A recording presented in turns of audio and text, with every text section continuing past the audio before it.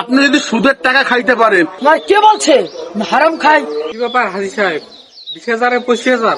না না, এটা সুদ না, এটাকে মুনাফা বলে। বেসফি বলো কেউ জানে যাবে। অবস্থা বন্ধু? বন্ধু কি অবস্থা, তোর মন খারাপ কে? আর কইস না রে বন্ধু, ভাইটা বিয়ে দিমু, সবকিছু কমপ্লিট, সবকিছু রেডি হয়ে গেছে, সামান্য করে টাকার জন্য ঝামেলা করে গেছি, কি করবো? দেখ বন্ধু, তুই তো জানিস কালকে হাসপাতালে দাববারে নিয়ে আইছি, হাতে টাকা পয়সা নাই, যা ছিল সব খরচ হয়ে গেছে। আর জানি বন্ধু, তোর হাত খালি, এই জন্য তোর কিছু করতে সাহস পাইতেছি না। আচ্ছা তুই কারো কাছ থেকে আমার কয় টাকা ম্যানেজ করতে পারবি না? বন্ধু আমি তো অলরেডি 2-3 জনের কাছ থেকে টাকা ধার নিছি, তুই এক কাজ কর, হাজি সাহেবের ধারে যা, হাজি সাহেব তোরে ফিরাবে না। হয় বন্ধু, তাই করি, এছাড়া কোনো উপায়ও নাই। আচ্ছা বন্ধু আমি যাই, তুই যাওয়ার আগে আমাদের লগে নিয়ে যাইস। আচ্ছা ঠিক আছে, যা বন্ধু। আসসালামু আলাইকুম হাজি সাহেব। ওয়ালাইকুম আসসালাম। কি ব্যাপার তোমরা? হাজি সাহেব, একটা সমস্যায় পড়ে আপনার কাছে আসছিলাম।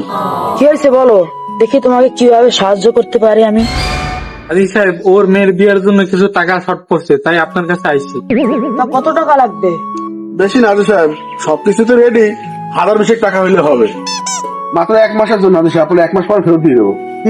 আমি টাকা 20,000-ই দেবো, কিন্তু মাস শেষ হলে আমার 25,000 টাকা দেওয়া লাগবে।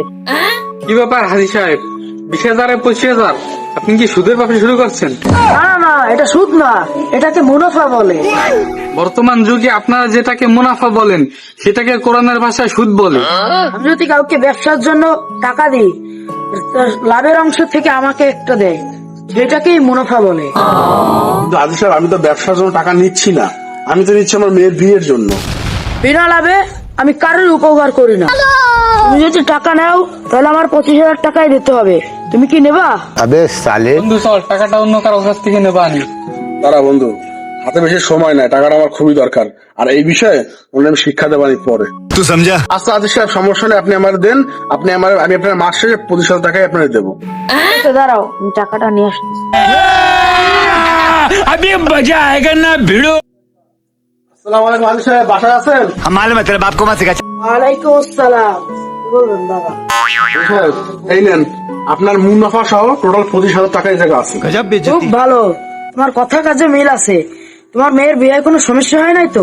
না না হাজি সাহেব, আল্লাহর রহমতে কোনো সমস্যা হয় না, সব কিছু ঠিকভাবে মিটে গেছে। वाओ। আর কিছু বলবা? তেমন কিছু না হাজি সাহেব, আপনাদের আমি একটা মুরগি আনতে বলছি আমার বন্ধুরে, নিয়ে আসতেছে। আমার জন্য মুরগি আনছো? তা কি মনে করে? তেমন কিছু হাজি সাহেব, আমার বাসার মুরগিটা হঠাৎ করে মরে গেছে, তো ভাবলাম ফেলাই দেবো কেন, আপনারাই দিয়েছি, তাই আপনার জন্য আনতে বলছি। কি? তা আমার জন্য মরা মুরগি আনতে বলছো? তুমি জানো না মরা মুরগি খাওয়া হারাম? কিন্তু আমি তো জানি আপনি হারাম খান, তাই তো আপনার জন্য আনতে বলছি। তোমার কে বলছে হারাম খাই? কেন? আপনি যদি সুদের টাকা খাইতে পারেন, তাহলে মহামুড়ি খাইতে পারবেন না কেন? আপনার কাছে যদি সুদ যদি হালাল হয়, তাহলে এটা আপনার জন্য হালাল, এটা আপনার খাইতে হবে। বাবা, তুমি আমার আর লজ্জা দিও না, আমার ভুল আমি বুঝতে পারছি। আজকে পর থেকে পারলে মানুষের সাহায্য করবো, আমি না পারলে বলবো নাই, আমার ব্যবসা আর না। যাক হাজি সাহেব, আপনি আপনার ভুল বুঝতে পারছেন, আমি এই জন্য খুশি। যদি আপনার সাথে কোনো ভুল করে থাকি, ক্ষমা করে দেবেন।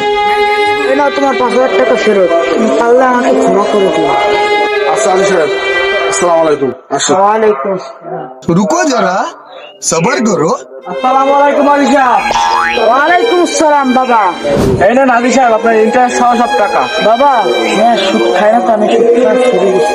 বাবা, তুমি আমার আসল টাকাই দাও, আমার সুদ দেওয়া লাগবে না। অনেক অনেক ধন্যবাদ চাচা, আমি এই লাভের টাকা আরেকজনের কাছে ধার করে আনছি। আপনি যখন নেবেন না, আমি যার টাকা তারে ফেরত দেবো। কোনো সমস্যা নাই বাবা, ভবিষ্যতে কোনো সময় যদি তোমার টাকা লাগে তুমি আইসো আমার কাছে। ঠিক আছে চাচা, আসসালামু আলাইকুম। ওয়ালাইকুম আসসালাম।